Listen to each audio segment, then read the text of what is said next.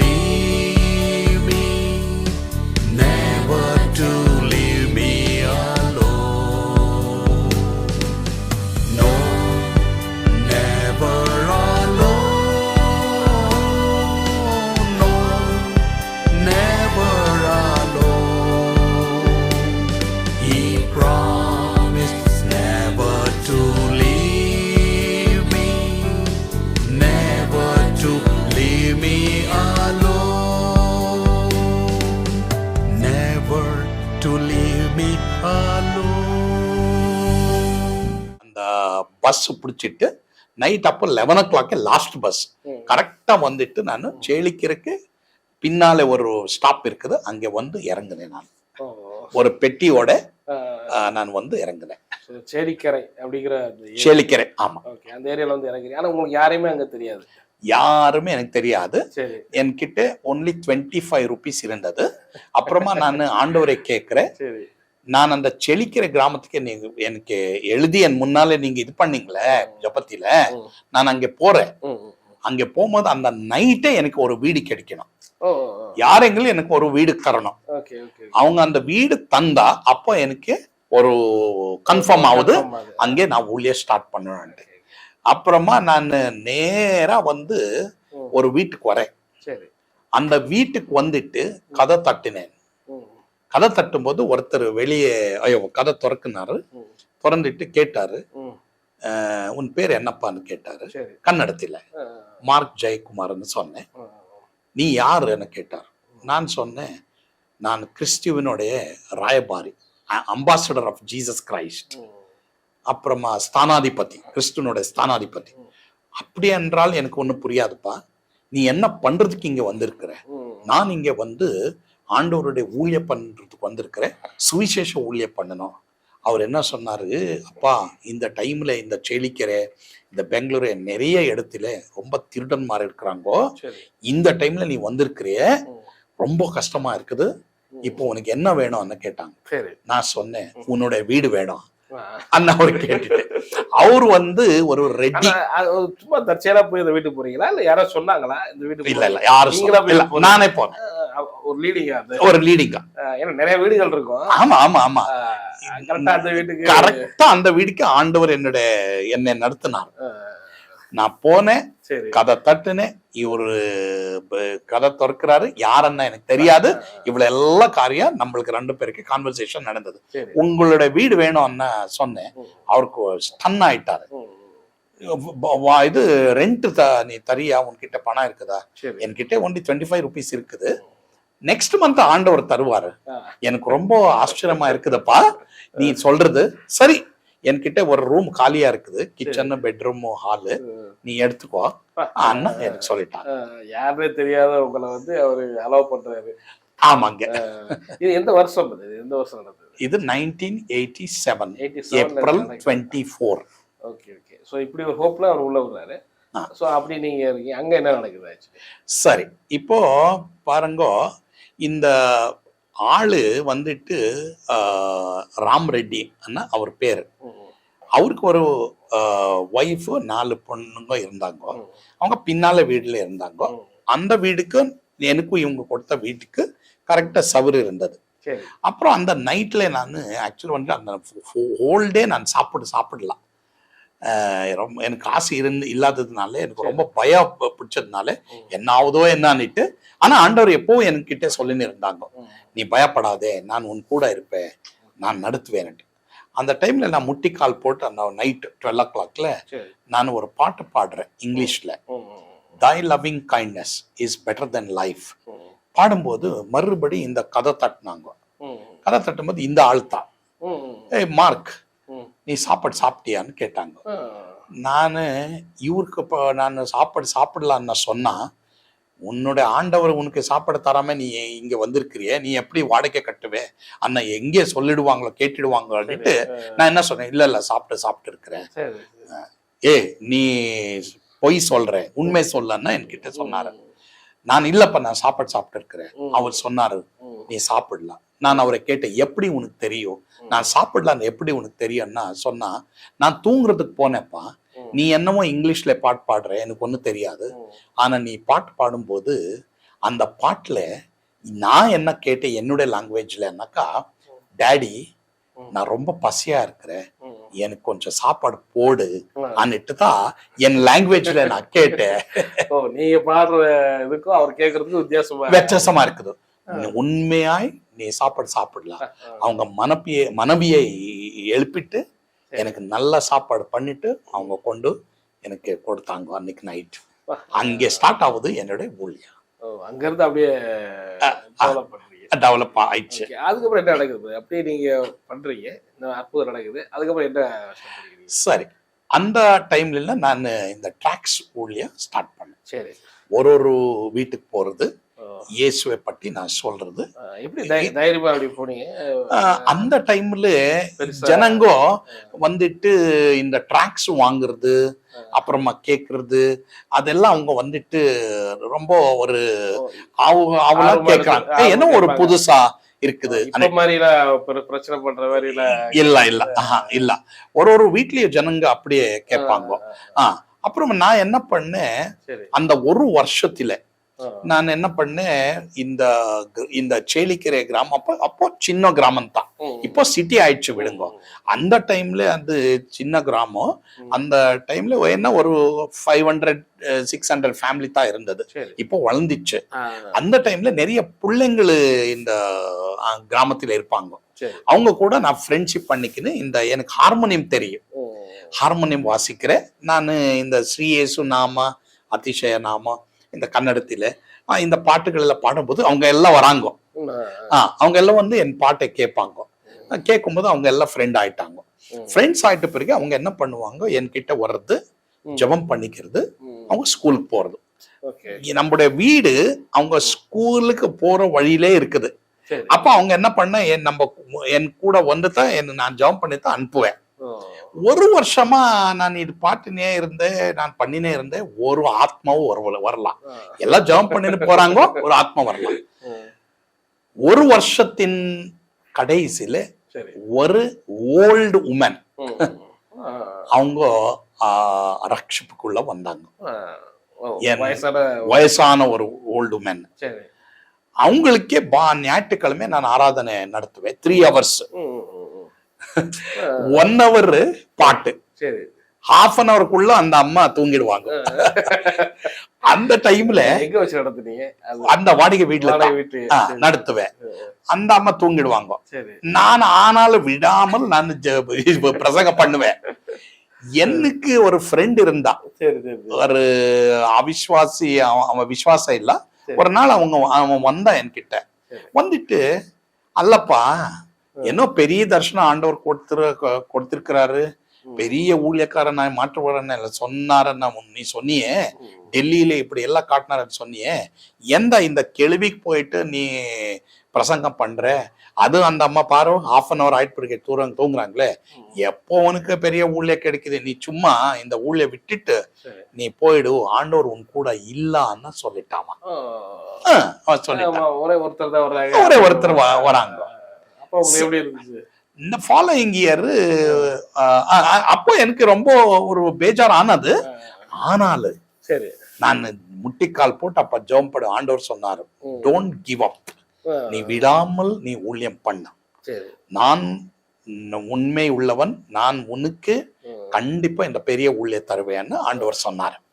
சரி, following year நான் என் மனைவி பிரான்சினா மார்க் நான் கல்யாணம் ஆகுனேன். அவங்க வந்துட்டு திருநெல்வேலிக்காரு, அவங்க வந்து பெங்களூர்ல செட்டில் இருந்தாங்க. நான் கிரேஸ் பைபிள் காலேஜ்ல செகண்ட் இயரா இருக்கும்போது பிரான்சினா வந்துட்டு அங்கே ஸ்டூடெண்டா இருந்தாங்க ஃபர்ஸ்ட் இயர். அப்புறமா ஃபர்ஸ்ட் இயர் ஆயிட்டு பிறகு கோயம்புத்தூர் போயிட்டாங்க. ஆனா அவங்க அக்கா வந்துட்டு ப்ரொபோஸ் பண்ணி நான் கல்யாணம் ஆகணும். ஸோ இப்போ இந்த ஆராதனைக்கு 2 பேர் தான், இந்த கேள்வி அப்புறம் என்னுடைய மிஸ்ஸஸ். நாங்க நான் ஜெபம் பண்ணுவேன், பிரசங்கம் பண்ணுவேன், 2 பேரும் ஆயிட்டாங்க. இதுல நீங்க இது கொஞ்சம் சொல்லுங்க. ஆக்சுவலி அந்த கிராமத்துல ஸ்பெண்ட் பண்றீங்க, எப்படி உங்களுக்கு வருமானம்லாம் இருந்திருக்காது, எப்படி அதை மேனேஜ் பண்ணீங்க அந்த 1 year இதெல்லாம் வந்து? எஸ், எனக்கு எப்படி ஆண்டவர் விசுவாசத்தை கொடுத்தாங்கன்னாக்கா, இந்த அரிசி டப்பா இருக்குது, டின்ஸ், அது மேல நான் கை போட்டு ஜெபம் பண்ணுவேன். சில வேளையில எனக்கு தெரியாம யார் மூலமானாலும் எனக்கு மணி ஆர்டர்கள் வருது. அது யார் அனுப்புறாங்களோ அது எப்படியோ எனக்கு தெரியாது. உங்க அட்ரஸ் என்ன அட்ரஸ்க்கு வரும் இந்த ஊர்ல. நீங்க யார்ட்டையாவது சொல்லிருக்கீங்களா இந்த மாதிரி? இல்ல ஃப்ரெண்ட்ஸ் சர்க்கிள் இல்ல. எனக்கு ஆச்சரியமா இருக்குது, என்ன இது மணி ஆர்டர் யார் மூலமா வருது? போஸ்ட்மேன் வரா, பாருப்பா மார்க் ஜெயக்குமார் உனக்கு மணி ஆர்டர் வந்திருக்குது. சில வேளையில ஃப்ரம் அட்ரஸே இல்ல, அந்த மாதிரி வருது எனக்கு. இந்த 1 வருஷம் 2 வருஷம் அப்படித்தான் நடந்தது என்னோட ஊழியம். அந்த நம்பிக்கையோட விசுவாசத்தோட ஆண்டவர் நம்மளுக்கு சாப்பாடுக்கு எனக்கு துணி மணிக்கு குறைவு இல்ல.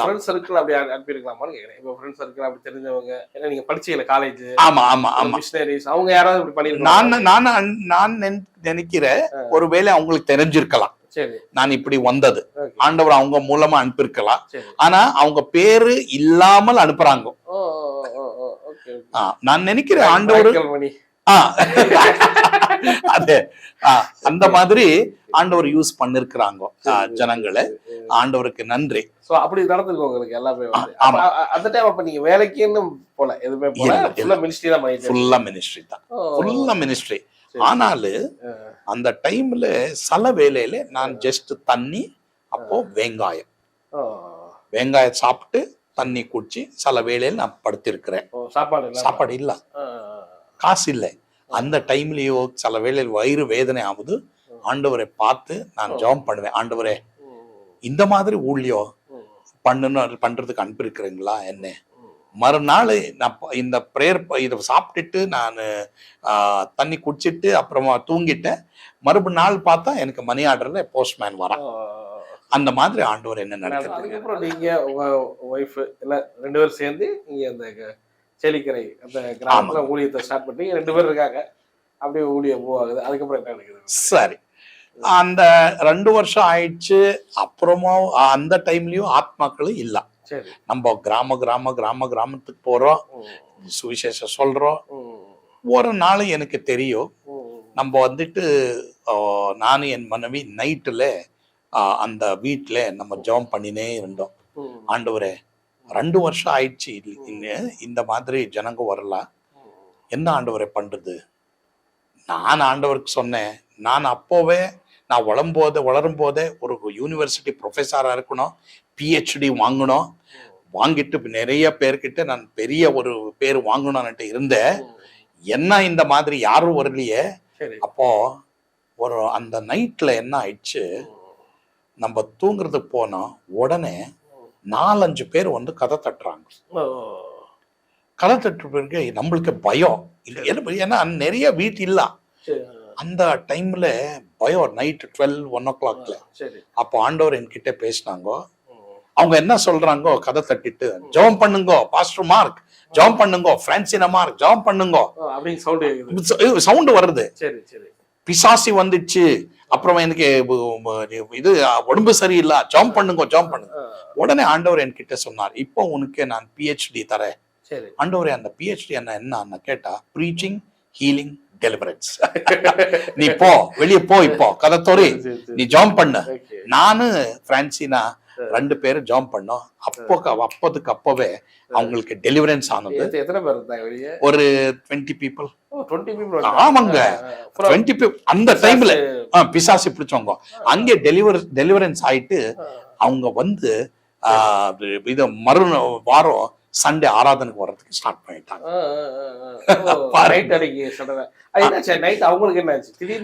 திடீர்னு அவங்க என்ன பண்ணிருக்கிறாங்கன்னாக்கா, இந்த விச் கிராஃப்ட் அது இதுக்கெல்லாம் போயிருக்காங்க. இந்த பிள்ளைங்களும் வராங்களே சண்டே ஸ்கூல் எல்லாம் ஜெபம் பண்றதுக்கு ஸ்கூலுக்கு போகும்போது அவங்க அப்பா அம்மாக்கு இப்படி நடந்தது. அந்த அப்பா அம்மாக்கு இவங்க சொல்லிருக்கிறாங்க, இந்த பிள்ளைங்க அங்க போங்க, அங்க ஆண்டவர் பிள்ளைங்க இருக்கிறாங்க, ஏசப்பா பிள்ளைங்க, ஊழியக்காரங்க இப்படி சொல்றாங்க. நாங்க நினைக்கிறோம் உங்களுக்கு ஜெபம் பண்ணா இதெல்லாம் மாறிடுதுன்னுட்டு. அப்ப ஜெபம் பண்ணிக்கிறாங்க. அங்கே ஆண்டவர் விடுதலை பண்றதுக்கு ஸ்டார்ட் ஆயிடுச்சு. அப்போ அந்த 20 பேர் அப்படியே சபைக்கு வராங்க. ஆமாங்க, சபைக்குன்னா அந்த வீட்டுலதான் நீங்க வீட்டுல அங்கதான் அங்க ஸ்டார்ட் பண்றீங்க? ஆமாங்க, வீட்டுல ஸ்டார்ட் பண்ணிட்டோம். இவங்க 20 பேர் வரதுக்கு ஸ்டார்ட் ஆனாங்க. அது மாதிரி வேற ஏதாவது இன்சிடென்ட் நடந்திருக்கு? நீங்க மறக்க முடியாது. ஆமாங்க. ஆமாங்க. இன்னொரு இன்சிடென்ட் இருக்குது. சரி. நானும் மனைவி ஒரு 3 பேர் எல்லா வியாழக்கிழமை சரி. கிட்டத்தட்ட ஒரு 4 கிலோமீட்டர்ஸ் நம்ம நடந்து சரி. அந்த கிராமத்துக்கு நீங்க போனான்னுட்டு ஆண்டவர் சொல்றாங்க. அங்கே போனோம். அங்கே ஒரு ஸ்ட்ரீட் இருக்குது. பின்னாலே 2-3 கோயில் இருக்குது. சரி. அப்புறமா அந்த ஸ்ட்ரீட்டு அந்த பக்கத்துல ஒரு 4-5 வீடு இருக்குது. அங்கே போயிட்டு நீ பிரசங்கம் பண்ணோன்னு சொன்னாங்க. நாங்க மத்தியானம் 2 o'clock. சரி. நாங்க எப்போவும் போறது ஒரு 45 மினிட்ஸ் அவர் நடந்து இருக்கிறதுக்கு. அங்கே போயிட்டு நம்ம பாட்டு பாடுறது, நான் காஸ்பல் சொல்லுவேன். இப்படியே எல்லா வியாழக்கிழமை ஒரு 4-5 வியாழக்கிழமை நடந்தது. ஒரு வியாழக்கிழமை திடீர்னு என்ன ஆயிடுச்சு, ஒரு 4 வாலிபர் வராங்க. 4 வாலிபர் வந்துட்டு அவங்க என்ன சொல்றாங்க, அதுல ஒருத்தன், யார் பண்ணினா மார்க் ஜெயக்குமார், எல்லிண்டா பர்த்தியா ஃப்ரம் எங்கிலிருந்தா வர. அப்போ நான் சொன்னேன், செழிக்கிறேன், நீ எல்லா வியாழக்கிழமை வர்றது நான் பார்த்து இருக்கிறேன். நெக்ஸ்ட் வியாழக்கிழமை நீ இங்க வரக்கூடாது. நீ வந்தா என்ன பண்ணுவேன் தெரியுமா, உன்னோட காலை நான் எடுத்துடுறேன் சொன்னான். சரி, அப்படியா, இப்போவே நிறுத்து சொன்னான். ஒரு 10 பேர் கேட்டு இருந்தாங்க. சரி சரி, நாங்க நிறுத்திட்டு நாங்க வாபஸ் பண்ணிட்டோம். வந்துட்டு 3 நாள் ஜபம் போடணும், உபவாச ஜபம். நம்ம பிரேயர் வாரிஸ்க்கெல்லாம் சொல்லி நம்ம உபவாச ஜபம் போட்டோம். 3ஆவது நாள்ல ஆவியானவர் பேசுறாரு, நீங்க போனோம் அங்கே. அப்போ ஜபத்துல நான் ஆண்டவரை கேட்கிறேன், அவங்க காலை எடுக்கிறேன்னு சொல்லிருக்கிறாங்களே, இது எப்படி ஆண்டவரை போன்னு சொல்றேன். ஆண்டவர் சொன்னாரு, நீ அங்கே போ, நான் சொல்றது நீ செய். நானும் பிரேயர் வாரியர்ஸ் மனைவிக்கு எல்லாம் சொன்னேன். எல்லாரும் அப்படியா, சரி ஆண்டவர் சொன்னதுனால நாங்க போலான்னுட்டு நாங்க போனோம் அந்த வேலைக்கிழமை. அங்கே போகும்போது என் மனைவி பக்கத்துல இருந்தாங்க, இன்னொரு 2-3 பேர் பக்கத்துல இருந்தாங்க. நான் 2 மணிக்கு சுவிசேஷம் சொல்றதுக்கு ஸ்டார்ட் பண்ணேன். ஸ்டார்ட் பண்ணும்போது அன்னைக்கு மட்டும்தான் 35-40 பீப்புள் இது என்ன சுவிசேஷத்தை கேட்டுன்னு இருக்கிறாங்க. நடுவுல ரோடு, பின்னாலே 3-4 கோயில், அப்புறமா அங்கே ஜனங்க 4 பேர் இந்த ஸ்டீல் ராட் எடுத்துன்னு வந்துனே இருக்கிறாங்க, இரும்பு ராடு ஒழுங்கு வந்து நிற்கும் போது நான் பார்த்து நிற்கிறேன் அவங்கள. மறுபடி இங்க பிரசங்கம் பண்றேன். உடனே ஒரு திடீர்னு எனக்கு பயம் எடுத்துச்சு. அப்போ மனைவி அந்நிய பாஷையில ஜெபம் பண்றதுக்கு ஸ்டார்ட் பண்ணிச்சு. உடனே ஆண்டவர் எனக்கு, நான் பிரசங்கம் பண்ணினே இருக்கிறேன், எனக்கு சொன்னாரு, நீ இப்போ ஒரு பெரிய ஜெபம் பண்ணும், ஒரு சின்ன ஜெபம், சாரி பெரிய எல்லாம் சின்ன ஜெபம் பண்ணும்.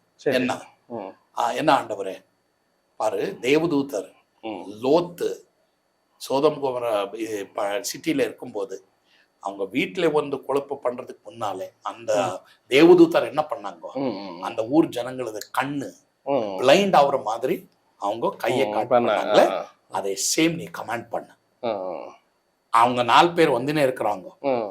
ஏய், இன்றுக்கு வந்திருக்கிறானாமா, இன்றுக்கு என்ன பேசின்னு இருக்கிறா பாரு. அந்த உடனே அப்படியே வந்து நிற்கிற, கிட்ட வந்தா இந்த 4 பேரு, ஒரு லீடர். உடனே நான் என்ன பண்ணேன், இயேசுவின் நாமத்தினாலே, ஆண்டவரே உங்களை கண்ணு மூடு ஆண்டவரே, பிளைண்ட் பண்ண ஆண்டவரே சொன்ன உடனே இந்த 4 பையங்க அப்படியே வராங்க.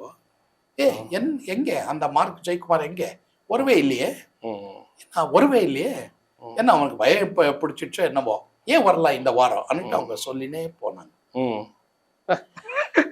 நீங்க ஆனா நின்றுட்டு இருக்கீங்க. நாங்க அங்க நின்று ஜாப் இது என்ன சுவிசேஷம் சொல்லிட்டோம். அங்கே ஒரு 2-3 பேர் ரஷ்யப்பட்டு நம்ம சபைக்கு வந்து நேரம். அப்படி அவங்க கிராஸ் பண்ணும்போது நீங்க அங்க நின்றுட்டு தான் இருக்கிறீங்க.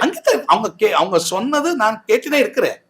எங்க இந்த மார்க் ஜெயக்குமார் வர்றதுக்கு பயப்பட்டு வரவே இல்லையே அன்னிட்டு அவங்க சொல்லினே போறது, அவங்க கூட 3 பேர் சொல்லினே போறது நான் கேட்டேன். நாங்க எல்லாம் கேட்டோம். சரி, 15 years later, இந்த கதை முடியல பாருங்க.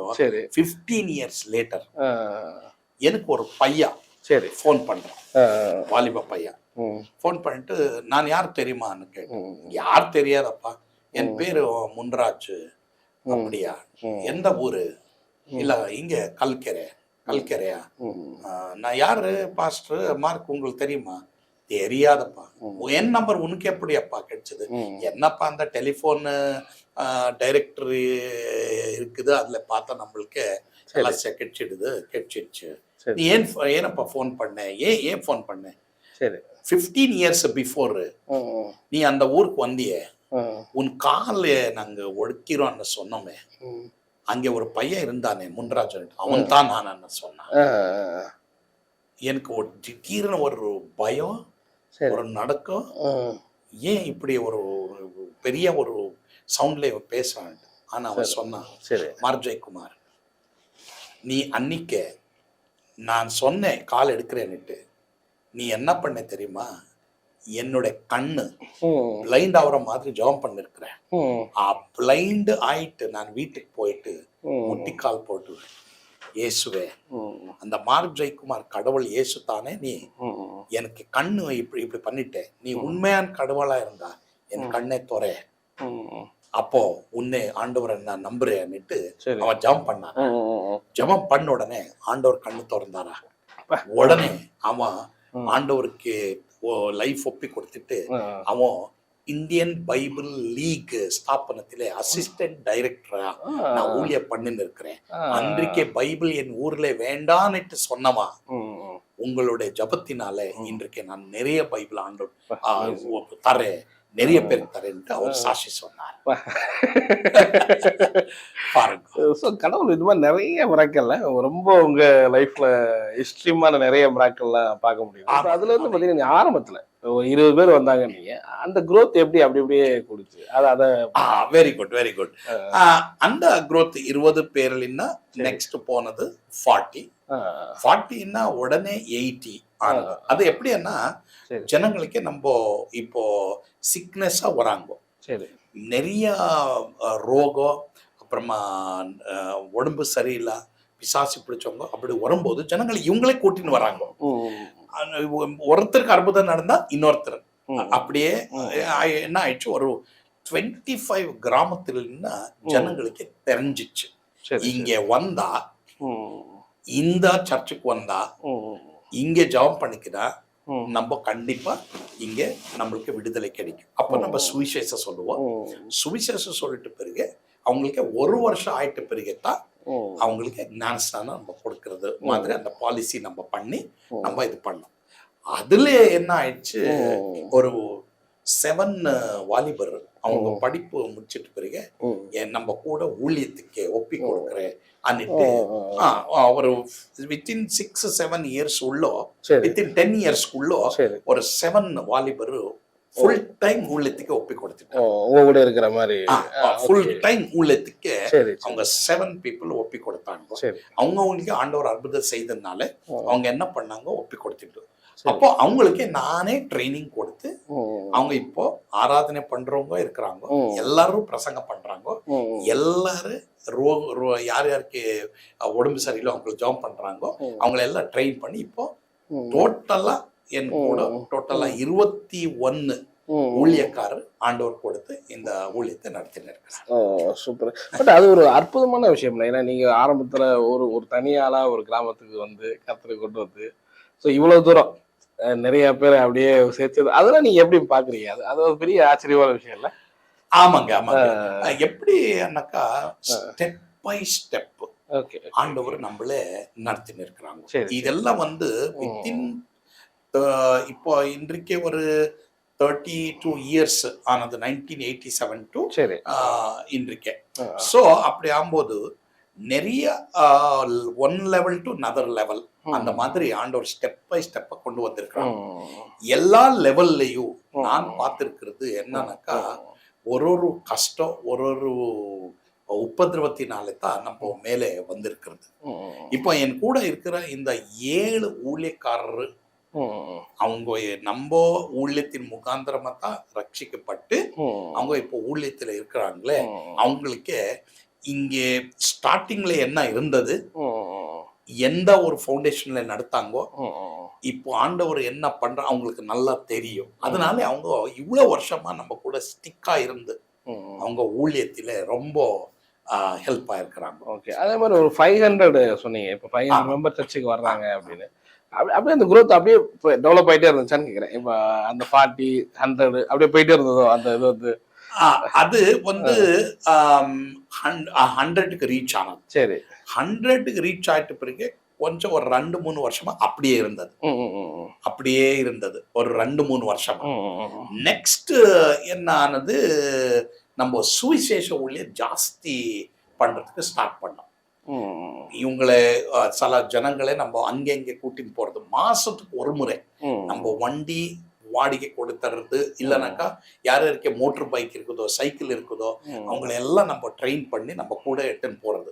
அப்போ ஊழிய இப்படியே நம்ம கிராமங்களில் பண்ணும்போது இந்த 100 to 200 ஆனது. 200 ஆனது. இந்த 200 ஆயிட்ட பிறகு என்ன ஆனதுன்னாக்கா, ஆண்டவர் இன்னொரு கான்செப்டை நம்மளுக்கு கொடுத்தாங்க.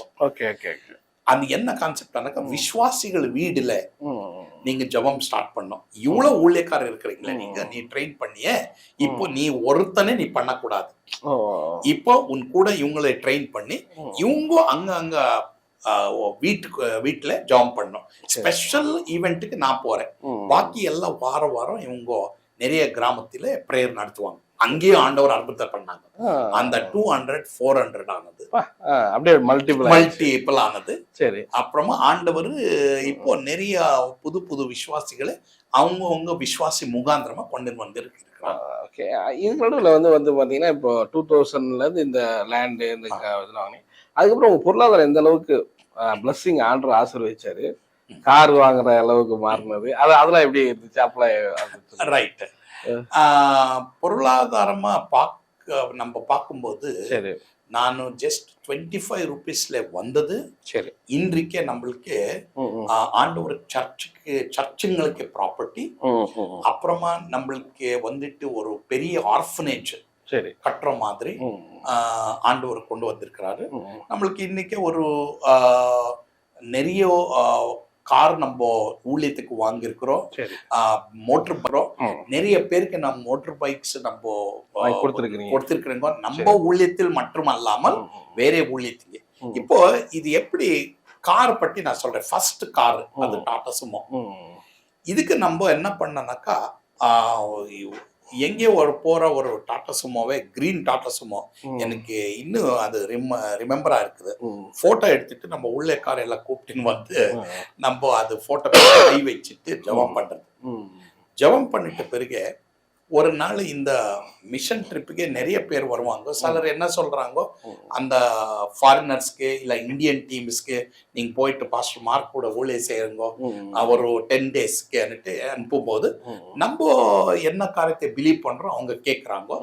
கேட்ட உடனே அவங்க பணம் அனுப்பி நம்மளுக்கு இந்த மாதிரி டாடா சுமோ வந்தது. அப்புறமா நெக்ஸ்ட் நம்மளுக்கு தவேரா வண்டி வந்தது. அப்புறமா நம்மளுக்கு கியா கார்னிவல் யாரோ கிஃப்டா கொடுத்தாங்க. அது எப்படின்னாக்கா, திடீர்னு ஒரு நாள் ஒருத்தர் என்ன எனக்கு தெரியாமல் 2007 to 2008க்கு என்ன யுஎஸ்ஏக்கு ஊழியத்துக்கு என்ன அழைப்பு கொடுத்தாங்க. யுஎஸ்ஏன்னா நான் சிங்கப்பூர் போயிருக்கிறேன், சிங்கப்பூர்ல நான் ஆஸ்திரேலியா போயிருக்கிறேன், ஆஸ்திரேலியா நான் அயர்லாந்து போயிருக்கிறேன். எனக்கு தெரியாத மாதிரி ஆண்டவர் ஃப்ரெண்ட்ஸுகளை கொண்டு வந்து, விசுவாசிகள் கொண்டு வந்து அந்த பேச்சு அநேகருக்கு போற மாதிரி அப்புறமா ஆண்டவர் இந்த வழி வாசலை தெரிந்து காரை கொடுத்தாங்க. ஒரு நாள் என்ன ஆனது, ஒரு கிராமத்தில நம்ம ஊழியத்துக்கு போனோம். நிறைய கிராமத்தில் ஊழியம் பண்ணிட்டு பிறகு ஒருத்தர் கேட்டாங்க, இங்க ஒரு பிளேஸ் இருக்குது, ஒரு ஏக்கர் பிளேஸ் இருக்குது, அது நீங்க வாங்குறதுக்கு உங்க இஷ்டமா இருந்தா வாங்குவான்னுட்டு. யாரும் அங்க போறது இல்லை. அந்த கிராமத்துக்கு போயிட்டு ஊழிய ஸ்டார்ட் பண்ண ஒரு 25-30 வில்லேஜ்ல நம்ம ஊழிய ஸ்டார்ட் பண்ண பிறகு இந்த ஒரு வயதானவா ஒரு ஆள் வந்துட்டு, நான் இந்த இடத்தரேன் உங்களுக்கு வேணுமான்னு கேட்டேன். வேணும். ஆனா அது அந்த டைம்ல ஒரு ஏக்கர் 65,000 rupees. ஆண்டவர் ஒருத்தர் மூலமா, ஒரு விசுவாசி மூலமா அது கொடுத்தாங்க, அது வாங்கிட்டோம். ஆனா அங்க உக்காந்து நம்ம ஜெபம் பண்ணும்போது ஆண்டவர் சொன்னாங்க, இந்த இடத்துல நிறைய பிள்ளைங்கள் ஆர்ஃபன் பிள்ளைங்கோ, அப்போ டெஸ்டிடியூட் சில்ட்ரன், அப்புறமா நீடி சில்ட்ரன்ஸ் இங்க நீ வளர்த்துற அவங்க நிறைய பேர் ஆண்டவரை நம்பி ஆண்டவருக்குள்ள இருந்து அப்புறமா அவங்க மிஷினரிகளாய் போவாங்க. ஆண்டவருக்கோஸ்கரமா அவங்க ஆசீர்வாதமா இருக்கிறாங்க. ஆண்டவர் சொன்னாங்க அந்த டைம்ல அது ஃபுல்லா என்ன டோட்டலா எம்டி லேண்ட். அந்த டைம்ல என்ன ஆயிடுச்சுன்னாக்கா ஒரு நாள் இதே படி நான் அந்த கான்ஃபரன்ஸுக்கு போனேன். அங்கே டிரான்ஸ்லேட் பண்ணா அந்த சீனியர் பாஸ்டர் என்னை கேட்டாங்க உன்னுடைய தர்சனம் என்னப்பா? அப்ப நான் சொன்னேன் இந்த மாதிரி நான் ஆர்ஃபன்னா வளர்ந்தேன் அம்மா, ஆனா ஆண்டவர் இப்போ எனக்கு சபை கொடுத்திருக்கிறாங்க, எனக்கு நிறைய பிள்ளைங்களை வளர்த்தணும் அன்னிட்டு ஒரு தர்ஷனம் இருக்கு. அவங்க கேட்டாங்க உனக்கு ப்ராப்பர்ட்டி இருக்குதான்னு கேட்டாரு. இருக்குது நான் சொன்னேன். உடனே அவரு உன்னுடைய சாட்சியை நீ வீடியோ பண்ணிட்டு எனக்கு அனுப்புன்னு சொன்னாரு. அட்ரஸை கொடுத்து அனுப்புனேன். ஒரே வாரத்தில அவங்க சபையில காணிக்கை எடுத்து கிட்டத்தட்ட 60 lakh செக் எனக்கு அனுப்புறாங்க. அந்த 60 lakhs நம்ம எடுத்து இந்த பெரிய ஆர்ஃபனேஜை நம்ம கட்டி 2007ல 2024 வரை நம்ம மோர் தென் 800 சில்ட்ரன் அந்த ஆர்ஃபனேஜை நம்ம வளர்த்திருக்கிறோம். பயங்கர ஆச்சரியமா இருக்கு. வளர்க்கும் போது அவங்கள இப்ப நீங்களும் நிறைய வளரும் போது ஆர்ஃபனேஜ் நீங்க வளரும் போது ரொம்ப கஷ்டப்பட்டீங்க. நீங்களே சொன்னீங்கல்ல எனக்கு குட் மார்னிங் சொன்ன 3 நாள் சாப்பாடு கொடுக்குறாங்க. இவங்களை வளர்க்கும் போது நீங்க என்ன மாதிரி கேர் பண்ணிக்கிறீங்க? அப்ப ரொம்ப பாப்பீங்களா ஸ்டாப் போடுறதெல்லாம் கரெக்டா மைனூட்டா நல்ல ஆட்கள்லாம் எப்படி என்ன வளர்த்தவங்க மிஷினரிஸ் என்ன கேக்குறாங்க, நீ ஏன் இவ்வளவு சக்சஸா நடத்துற? ஒரு கேள்வி. சரி. ரெண்டாவது கேள்வி, கவர்மெண்ட் ஆபீசர்ஸ் நம்ம ஹோமுக்கு வந்து அவங்க இப்போ பெங்களூர் ரூரல்ல நம்ம சில்ட்ரன்ஸ் ஹோமே சைல்ட் கேர் இன்ஸ்டிடியூஷன் வேற எல்லா சைல்ட் கேர் இன்ஸ்டிடியூஷன்ಗೆ மாடலா கொடுத்திருக்காங்க. அவங்களே வராங்க டெல்லின்னா இன்ஸ்பெக்ட் பண்றதுக்கு சில வேலை ஆபீசர்ஸ் வருவாங்க. ஆனா நம்ம கவர்மெண்ட் ஹெல்ப் மூலமா நடத்துறது இல்ல. நம்ம வந்துட்டு ஆண்டவரோட பிள்ளைங்க தருகிற ஆஃபரிங்ஸ் டொனேஷன்ஸ் இது மூலமா நடத்துறோம். ஆனா கவர்மெண்ட்ஸ் ரூல்குள்ள எல்லா ஹோம்ஸ் இருக்குது, நம்ம ஹோம் இருக்குது அந்த பாலிசியில. ஆனா அந்த கவர்மெண்ட் ஆபீசர்ஸ் வந்து இந்த நம்ம கொடுத்திருக்கிற அவங்களுக்கு ஃபெசிலிட்டியை போட்டோஸ் எடுத்து ஃபர்ஸ்ட் யாரையும் இன்ஸ்பெக்ட் பண்றதுக்கு வந்தா நம்ம வீடே மாடலா கொடுக்குறாங்க. ஏன் அப்படி கேட்டா ஒரு கவர்மெண்ட் ஆபீசர் என்ன கேட்டாங்க, ஏப்பா இவ்வளவு நல்ல ஃபெசிலிட்டி தர, யாரும் ஆர்ஃபனேஜ்க்கு இந்த மாதிரி எல்லாம் தரமாட்டாங்களே, வீட்டுக்கு தான் தருவாங்க, நீ இவ்வளவு நல்லா பண்றிய ஏன் அண்ணா அவங்க கேட்டாங்க. நான் சொன்னேன் these children are children of king of kings, ராஜாவின் பிள்ளைங்கோ இவங்க. சரி, நீ யாருன்னு கேட்டாங்க. நான் என்னோட பேக்ரவுண்ட் சொல்லும் போது ஒரு வார்த்தை நான் சொல்லியிருக்கிறேன். நான் வளரும் போது நான் என்ன பண்ணக்கூடாதோ அது எனக்கு பண்ணிருக்கிறாங்க நிறைய வார்டன்ஸ். சரி, அதனால நான் என்ன பண்ணக்கூடாதுன்னா அப்போவே ஆண்டவர் எனக்கு கற்றுக் கொடுத்தாங்க. சரி சரி, அது நான் ட்ரைனிங் பண்ணித்தான் இப்போ அந்த பிள்ளைங்களை வளர்த்தும் போது நம்மளுக்கு சேலஞ்ச் இருக்குது. ஆனால் நம்ம ஃபேமிலியில நம்ம பிள்ளைங்களுக்கு ஒரு கம்பேஷன், ஒரு அன்பு, அவங்க என் ஜீவிதத்துல என்ன பண்ணக்கூடாதோ அது பண்ணாங்கோ, நான் அது பண்ணக்கூடாதுன்னு ஆண்டவர் அப்பவே கட்டுப்படுத்த இன்றைக்கே நான் அந்த ஊழியத்துல ஃப்ரூட்ஃபுல்லா இருக்கிறேன். ஓகே, அது மாதிரி நீங்க அது சூஸ் பண்ணக்கூடிய ஆட்கள் ஸ்டாஃப் வார்டன்லாம் ரொம்ப நீங்க அதே நீங்க கரெக்டா பண்ணுவீங்க. ஆமாங்க ஆமாங்க. பாருங்க, நான் எனக்கு ஊழியத்துல நிறைய பொறுப்பு இருந்தாலும் இந்த பிள்ளைங்களை என்னை அப்பா கூப்பிடுவாங்க, மனைவியை அம்மான்னு கூப்பிடுவாங்க. அந்த மாதிரி பிள்ளைங்களை வளர்த்துறதுக்கு ஆண்டவர் நம்மளுக்கு கிருபை கொடுத்திருக்கிறாங்க. பிள்ளைங்களுக்கு அந்த மாதிரி கம்பேஷன் என்ன தரும். அவங்க கூட நம்ம சாப்பாடு சாப்பிடுறோம், சில வேளையில வாலிபால் அவங்க கூட நம்ம வெளியாடுறோம். அப்பா அம்மா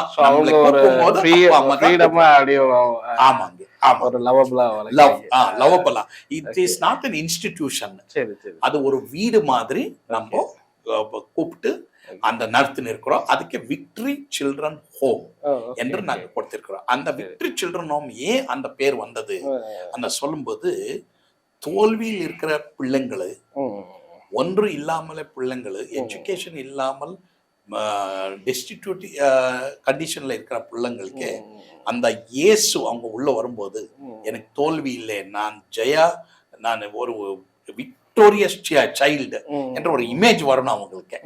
அந்த மாதிரி நான் என்ன பண்றேன், நிறைய வாட்டி பிள்ளைங்களுக்கு டிவோஷன் எடுக்கும்போது அவங்க கிட்ட ஆடும்போது அவங்க கிட்ட நான் வெளியாடும் போதெல்லாம் அவங்களுக்கு ஒன்னும் சொல்றேன், நீ இயேசுவினால இருக்கிறதுனால நீ உனக்கு தோல்வி இல்லை, எனக்கு ஆண்டவர் விக்டரி கொடுத்தாங்க, அந்த விக்டரி இயேசுக்குள்ள உனக்கு இருக்குதுன்ட்டு விக்டரி சில்ட்ரன் ஹோம் அந்த பேரு நம்ம அந்த வீட்டுக்கு கொடுத்துருக்கோம். நீங்க பார்க்கக்கூடிய நேயர்கள் நிறைய விசுவாசிகள் ஊழியக்காரங்க நிறைய இருப்பாங்க. ஸோ நிறைய கஷ்டத்துலயும் பார்க்குறவங்க இருப்பாங்க. ஸோ அவங்களுக்கு நீங்க ஃபைனலா என்ன சொல்லுவீங்க உங்க லைஃப்ல இருந்து? எஸ், நான் ஃபைனலா என்ன சொல்றேன்னாக்கா, ஊழியத்தில யார் யார் ரொம்ப கஷ்டப்பட்டு இருக்கிறாங்களோ ஃபர்ஸ்ட் பிளேஸ் ஆண்டவருக்கு கொடுங்க, ரெண்டாவது பிளேஸ் ஃபேமிலிக்கு நீங்க கொடுங்க. நிறைய பேர் ஃபேமிலியை என்ன பண்ணிருக்கிறாங்கோ, அது ரொம்ப கீழே வச்சிருக்கிறாங்க. பாருங்க, ஆண்டவர் எனக்கு என்ன சொல்லிருக்கிறானாக்கா, நான் ஃபர்ஸ்ட் ஆண்டவர்கிட்ட டைம் தரேன், ரெண்டாவது என்னோட ஃபேமிலி இஸ் வெரி இம்பார்ட்டன்ட். என்னோட பிள்ளைங்கோ, என்னோட சன் இன் லாஸ், என்னோட கிராண்ட் சில்ட்ரன், இவங்களுக்கெல்லாம் நான் கண்டிப்பா டைம் தருவேன். கண்டிப்பா வாரத்துக்கு ஒரு முறை ஆனாலும் நான் டைம் தருவேன். Give very good solid time for family. இது ரொம்ப இம்பார்ட்டன்ட். டெய்லி ஆண்டவருக்கு தரணும். அப்புறமா ஃபேமிலி பொறுப்பு நம்மளுக்கு ரொம்ப பிராமுக்கியம். ஆனா ஃபேமிலிக்கு டைம் கொடுக்கணும். அது ரொம்ப பாஸ்டர்கள், ரொம்ப எவாஞ்சலிஸ்ட் ரொம்ப நிறைய பிரயாணம் பண்ணுவாங்க, ஆனா ஃபேமிலி கூட ஸ்பெண்ட் பண்ண மாட்டாங்க. ஃபேமிலி கூட சாப்பாடு சாப்பிட மாட்டாங்க. நிறைய வாட்டி எனக்கு உள்ளே இருக்குது. அதனால நான் என்ன சொல்றேன், ஃபேமிலிக்கு டைம் கொடுங்க. அது ஒன். மூன்றாவது, நிறைய பாஸ்டர்கள் சில வேளையில ஹெல்ப் இல்லாமல் இருக்கிறாங்க. அது எனக்கு கண்டிப்பா தெரியும். அது சில வேளையில அப்படி நடக்கும். ஒரு ஸ்டேஜ் வரணும், ஒரு சபை ஒரு பாஸ்டர் ஃபேமிலியை பார்க்கணும், அது சபைக்கு இருக்கு. ஆனா சில சபையில ரொம்ப கம்மி பேர் இருக்காங்க.